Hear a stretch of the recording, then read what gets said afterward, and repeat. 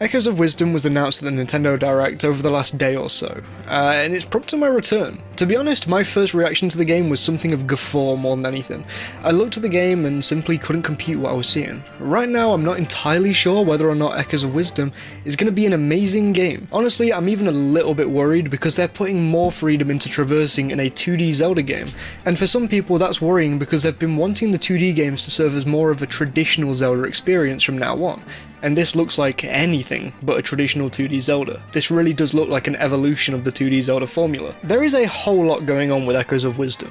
One of the biggest being the fact that Echoes is in the title. I remember a ton of people talking about having Echoes in Tears of the Kingdom's title before it got its title revealed. Seriously though, this is the first completely original 2D Zelda title since Spirit Tracks on the DS, released in 2009. That would mean that a ton of people are really excited to play it by itself. Next, it features a playable Zelda, which is something that the fanbase have been asking for as long as I can remember now. On top of all of this definitely seems like an evolution of the 2D Zelda formula, maybe even given a complete rehaul with this new gameplay style. Who even knows what the dungeons are going to look like in this game, if there even are any traditional dungeons in the first place? And even further, this is a game that's in the style of the Link's Awakening remake. As far as that final point goes, I know a lot of people are pretty iffy on the art style of Link's Awakening, but I've always been of the opinion that it fit the subject matter in that remake, and this game's plot is going really weird and wacky with holes being put throughout the world, so I can't say for sure that the art style fits the vibe just yet, but above all else I think it's interesting that they actually built on the art style for a brand new game rather than creating something new for Echoes of Wisdom. Despite this being Zelda's first foray into being the protagonist for a game outside of the CDI games years ago. It shows that the Zelda team will reuse art styles to lower development time, and I really don't think that's a bad thing. In this specific case, I'd definitely rather them do this and spruce up Link's Awakening's assets. I think that Echoes of Wisdom is a miracle game in a lot of ways. In most ways, it's actually exactly what people have been asking for forever now. On top of playing as Zelda, we also get a brand new gameplay style. We won't just be swinging a sword around the entire game like we're playing as Link.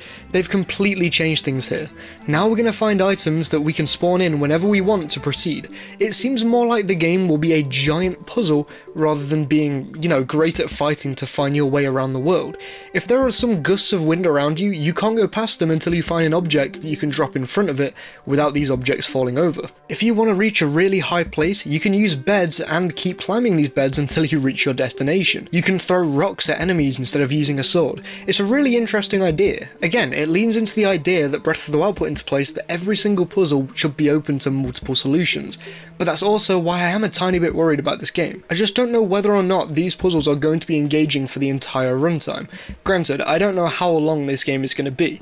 I just hope that the puzzles don't get stale after a while and you start getting bored of using the trampolines, the beds, the bonsai trees, etc. Another interesting tidbit is the fact that you can gain the ability to copy enemies, and that's really cool. They're your little servants doing your bidding for you. I am also a little worried though that after a few hours I'll just be craving to actually fight enemies with a sword again instead of letting copied enemies do all the work for me, but I can't really judge that until release anyway. And release itself really isn't even that far. If someone would have told me this time last year we'd be getting a new 2D Zelda a year and a half later, I would have called you a liar. But here we are.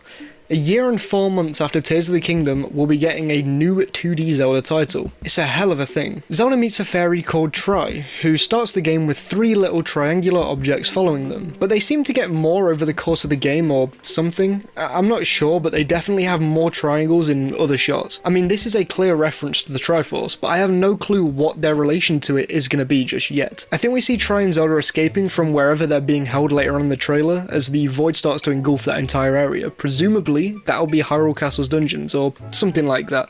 But there are so many questions in the story right now that it's hard to tell. In terms of dungeons, there are definitely some shots that could take place inside of them, but I'm not entirely sure yet.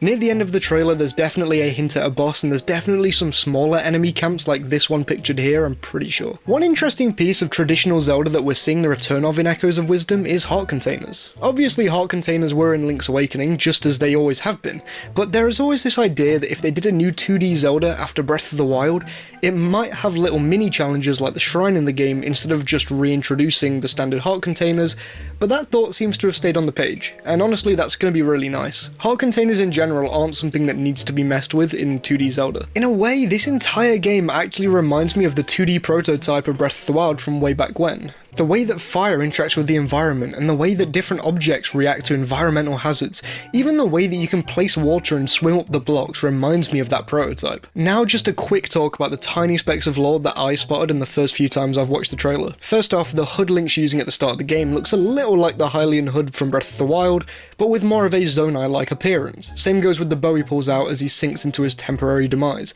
I guess that's less lore and more just kinda interesting. The Great Deku Tree makes an appearance, as he always seems to, but a tiny bit more interestingly, we see a Deku Scrub who seems to be a merchant, and a Deku Baba. They both haven't made a proper appearance in a little bit, so it's nice to see them. We see a tiny bit of Castletown, and that's nice to see after a few games where we've not seen Castletown at all. We also see a glimpse of Gerudo Town as Zelda infiltrates the settlement. Moblins seem to be taking on a slightly different appearance than they did in Link's Awakening, which is an interesting change, though it'll probably just be because the game isn't set in a literal dream. We also see the two different kinds of Zora meeting. Not entirely sure what this means for the Zora timeline going forward, but I guess we'll see.